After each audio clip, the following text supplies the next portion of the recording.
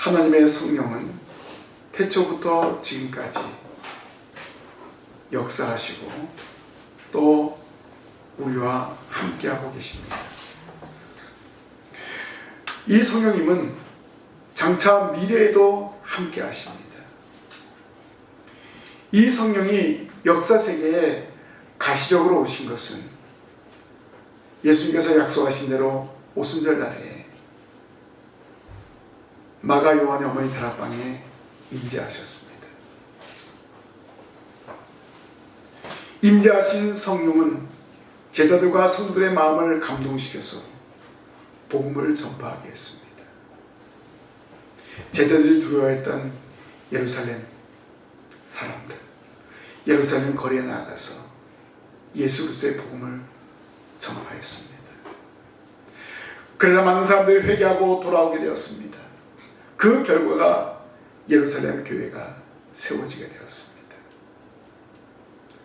성령의 임재가 이렇게 놀라운 역사를 이루게 하는 것을 알 수 있습니다. 이제는 지역을 초월해서 계속해서 성령의 임재가 나타나고 있습니다. 예수님이 약속하신 대로 성령은 계속해서 각 사람에게 임재하셔서 역사합니다. 오늘 본문 말씀을 가이사랴에 주둔한 이방인 백부장 고넬료 가정에 임한 성령의 임재입니다.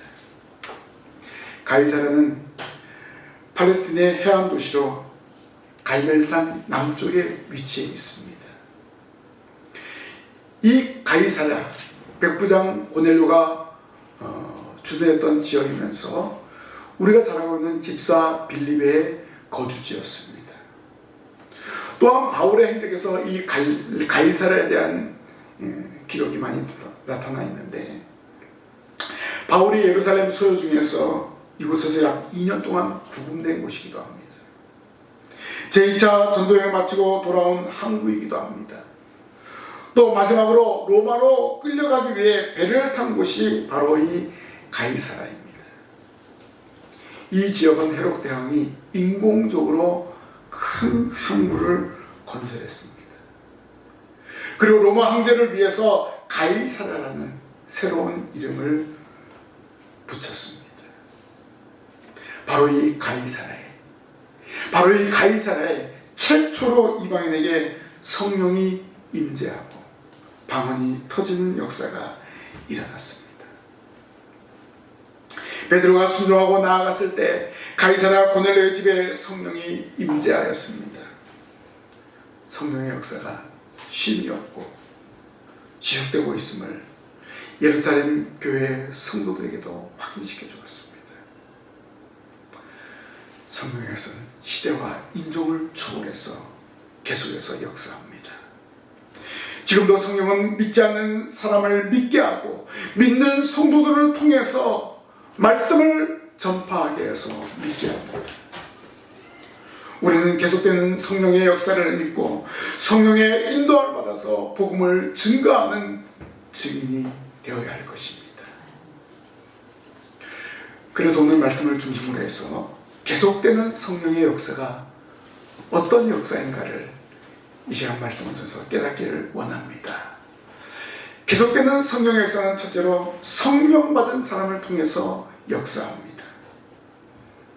하나님의 섭리는요, 시대마다 택한 백성을 통해서 역사하십니다. 이 시대의 하나님의 택한 백성은 누구일까요? 성령 받은 저와 여러분입니다. 하나님이 고넬료가 살던 그 시대에 성령 받은 베드로를 통해서 역사하셨습니다. 고넬료는 누구입니까? 바로 백부장이었습니다. 가이사랴에 주둔한 이달리아 대 군대의 백부장이었습니다. 유대인의 관점으로 본다면 이 고넬료는 이방인이었습니다. 유대인들은 이방인들을 어떻게 합니까? 짐승 취급합니다. 아니, 개 돼지보다 못하다고 생각하고 있습니다.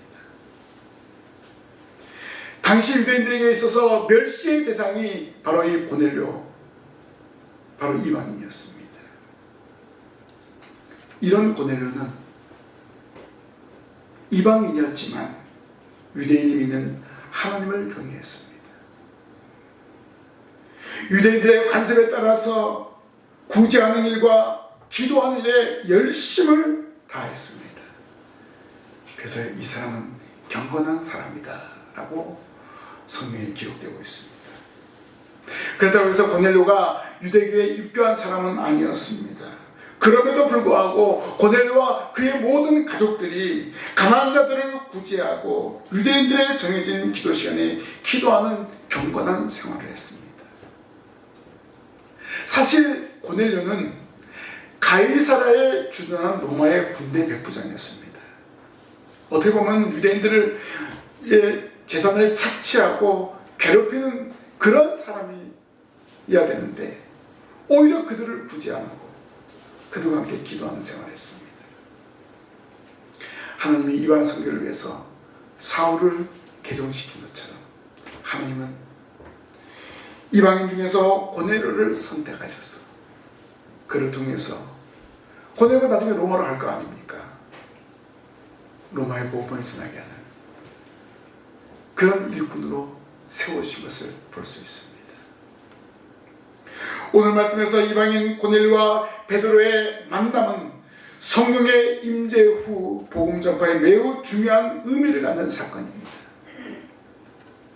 그것은 이방인과 유대인과의 만남입니다. 정복자와 피정복자의 만남입니다. 이 만남을 통해서 우리에게 시사하는 것은 무엇입니까? 이방인과 기독교인과의 만남이라는 것입니다.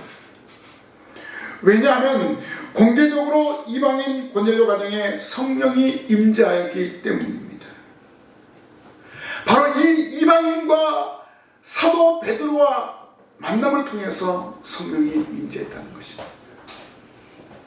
이 성령의 임재는 유대인에게만 국한되는 것이 아니라는 것을 확인하게 했습니다. 유대교하면 유대민족의 민족 종교입니다. 그러나 기독교는 그렇지 않습니다.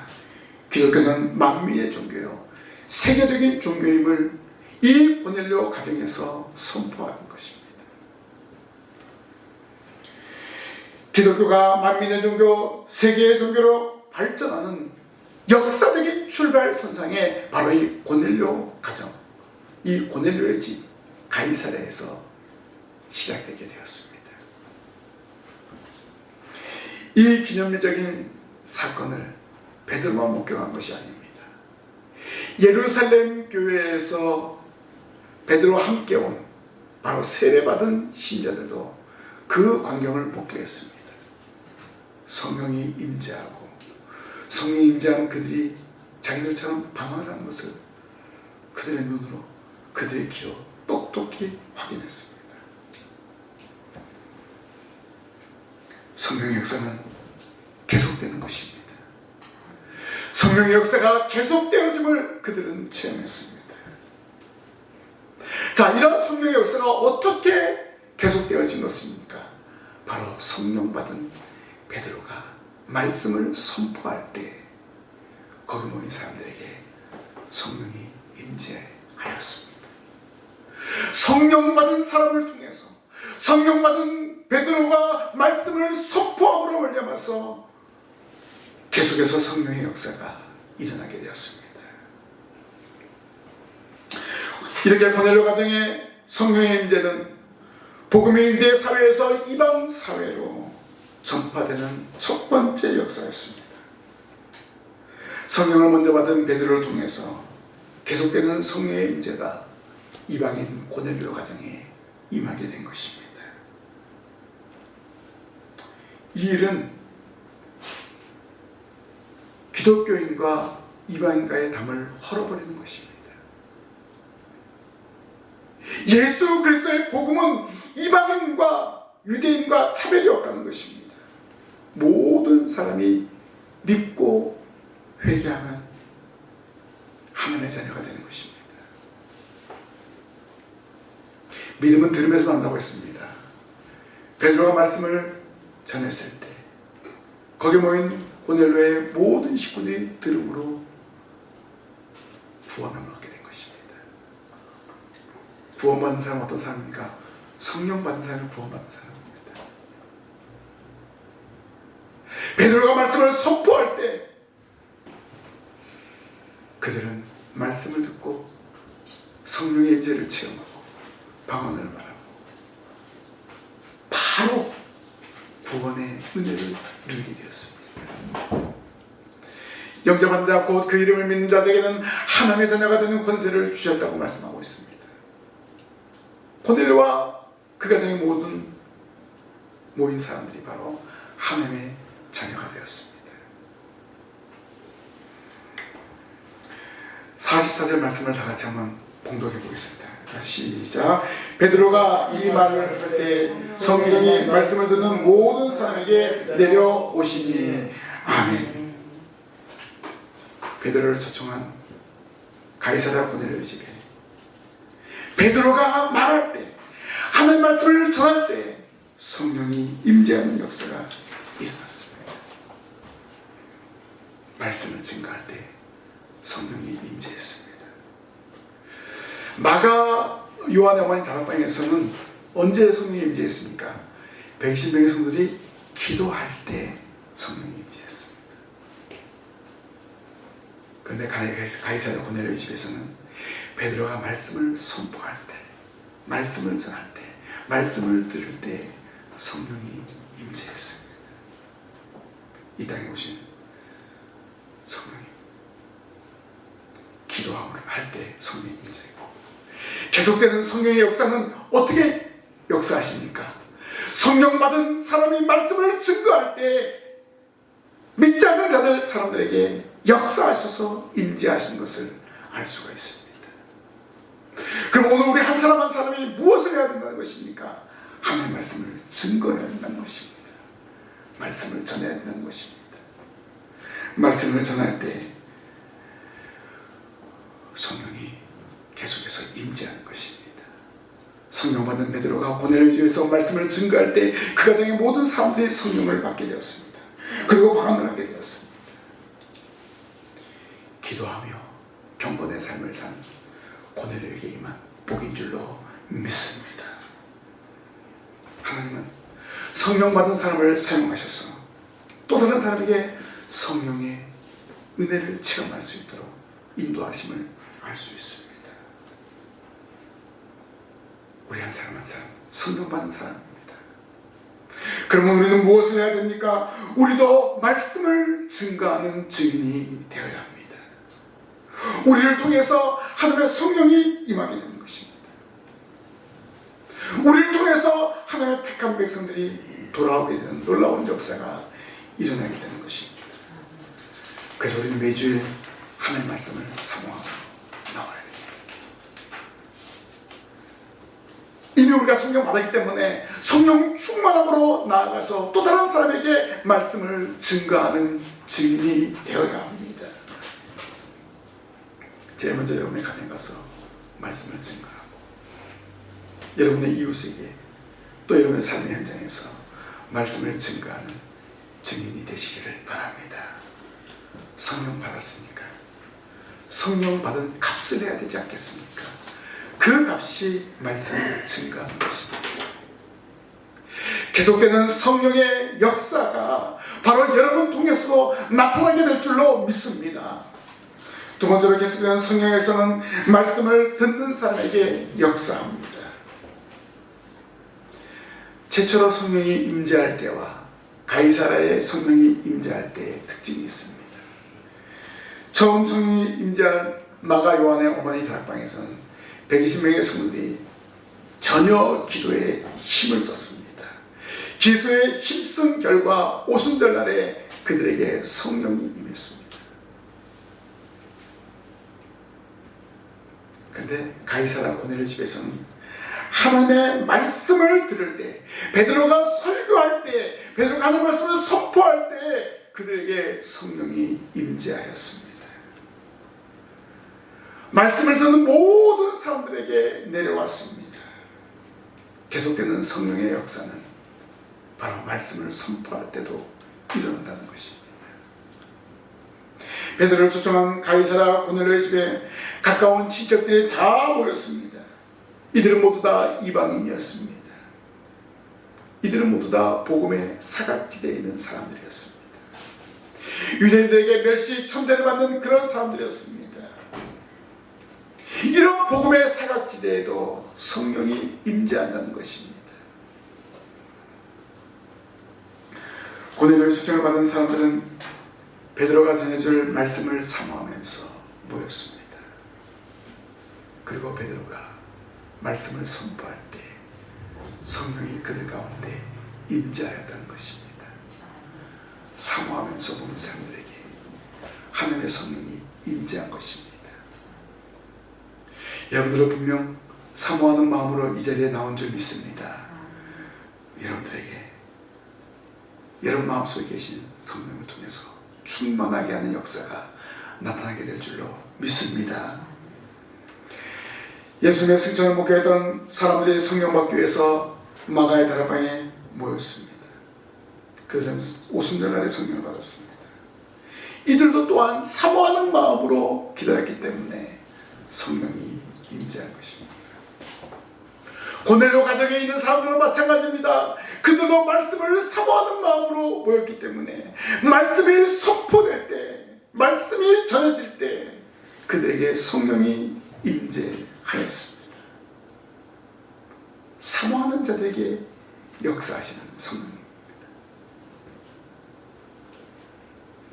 계속되는 성령의 역사는 바로 이 말씀을 듣고 말씀을 사모하고 말씀을 듣는 자에게 임한 것을 알 수가 있습니다.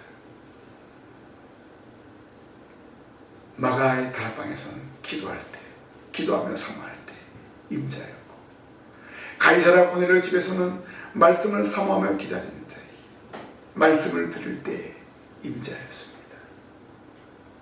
계속되는 성령의 역사는 기도하는 자에게, 말씀을 듣는 자에게 임한다는 것입니다.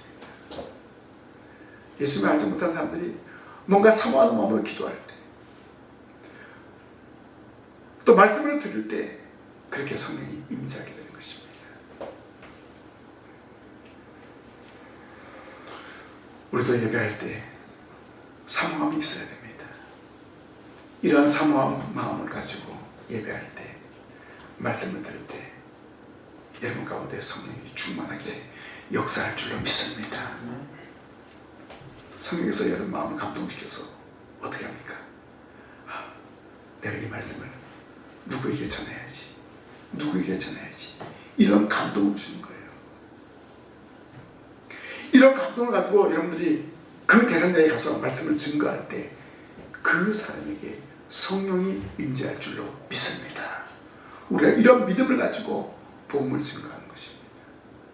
또 성령님은 계속해서 역사하시기 때문에 여러분들을 통해서도 이런 역사가 일어나게 된다는 것입니다.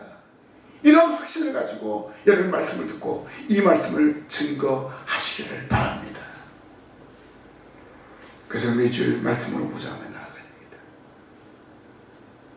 그럼 여러분 통해서 계속되는 성령 역사를 체험하게 됩니다. 마지막으로 계속되는 성령 역사는 공개적으로 역사합니다.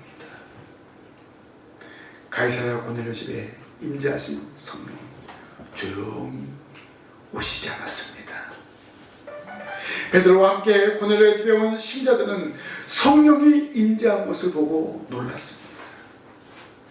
그리고 성령의 임재한 증거로 그곳에 있는 사람들이 방언을 했습니다.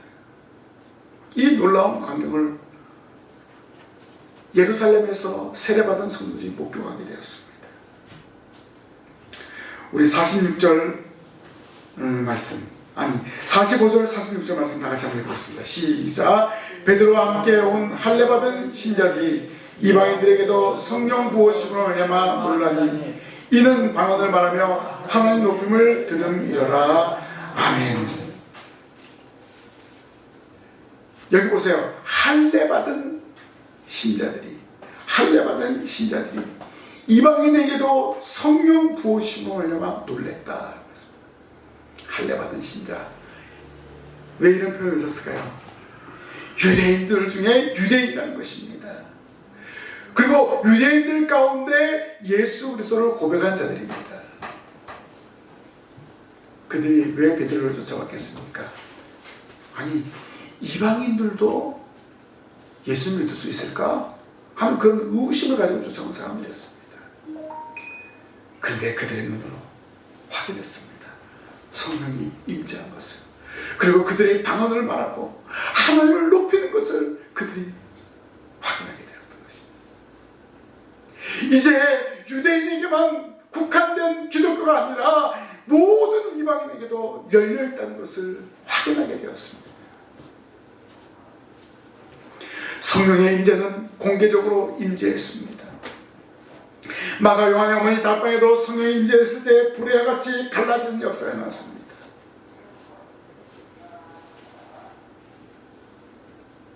성령의 임재로 말미암아서 베드로가 말씀을 선포했을 때 여러 지역에서 온 사람들이 자기들의 언어로 듣게 되었습니다. 이것이 바로 공개적으로 임한 성령의 역사예요. 성령의 은혜라는 것입니다. 왜 이렇게 공개적으로 임하였을까요? 장차 복음이 널리 전파되어야 하기 때문에 성령은 이 가이사랴 고넬료 집에 공개적으로 임재하였습니다. 자, 이런 임재가 나타난 다음에 베드로는 고넬료 가정에 있는 사람들에게 세례 줄 것을 요청했습니다. 이방인에게도 동일하게, 유대인과 동일하게 세례를 받고 하나님의 자녀임을 확증하는 그런 증표를 주어야함을 말했던 것입니다. 그래서 베드로는 예수 그리스도의 이름으로 거기 모인 사람들에게 세례를 베풀었습니다. 이것이 바로 성령의 역사입니다. 이방인에게 하나님의 역사가 나타나게 된 것을 모든 사람이 목격하게 되었고, 바로 이들을 통해서 이방 성교의 주역으로 삼으신 것을 알 수 있습니다. 성도 여러분, 성령의 역사는 계속되고 있습니다. 마가 요한의 어머니 다락방에서 끝나지 않았고, 가이사랴 고넬료 집에서 끝나지 않았고, 지금 성령의 역사는 계속해서 진행형입니다. 지금 우리에게도 동일하게 역사하고 있습니다. 창세부터 지금까지 성령은 역사 세계에서 움직이고 계셨습니다. 오늘 저와 여러분, 성령의 인도함을 따라서 살아가야 합니다. 우리의 입을 열 때, 우리가 말씀을 선포할 때 우리의 말을 들은 사람들에게 성령이만 그들이 주님께로 돌아오는 역사가 일어나게 되는 것입니다. 성령님은 우리 한 사람 한 사람을 사용하십니다. 우리를 예수님의 증인으로 삼아주셨습니다. 그래서 우리는 항상 성령의 도움을 구해야 됩니다. 내 힘으로 할 수 없기 때문에 그렇습니다. 계속되는 성령의 역사를 이루기 위해서 우리는 말씀과 기도로 무장하며 나아가야 됩니다. 가이사랴 고넬료 한 사람이 하나님을 믿고 구제하고 선행했을 때 하나님은 그것을 기억하시고 베드로를 그 집에 보내었습니다. 그리고 말씀을 들을 때 성령이 그들 가운데 임재했습니다. 그것도 공개적으로 모든 사람이 볼 수 있도록 역사했습니다. 매주 우리는 하나님의 말씀을 듣습니다. 이 말씀을 듣고 이 말씀을 부여잡고 이 말씀을 의지해서 우리의 삶의 현장에서 말씀을 증거하시기를 바랍니다. 여러분을 통해서 계속되는 성령의 역사가 나타나게 될 것입니다. 여러분을 통해서 많은 영혼들이 주께로 돌아오게 될 것입니다. 또 이 자리가 채워질 것입니다. 이 일을 위해서 말씀을 증거하는 증인이 되기를 주님의 이름으로 간절히 부탁을 드립니다. 기도하겠습니다. 하나님의 은혜 감사합니다. 저희들 한 사람 한 사람 중에서 계속되는 성령의 역사가 임할 줄로 믿습니다. 저희들이 이 시간 말씀을 받았습니다. 이 받은 말씀을 저희들의 삶의 현장에서 전하기를 원합니다. 베드로가 가이사랴 고넬의 집에서 말씀을 전했을 때 말씀을 듣는 가운데 성령이 임재하였고 방언을 말하였습니다. 하나님, 저희들의 삶의 현장에서 말씀을 전파할 때 계속되는 성령의 역사가 나타나게 하시고 저희들을 통해서 이 자리가 채워지는 놀라운 역사를 이루게 하여 주옵소서. 하나님, 저희들을 사용하여 주시옵소서. 저희를 통해서 놀라운 복음의 역사가 일어나게 하여 주옵소서. 예수님 이름으로 기도하옵나이다. 아멘.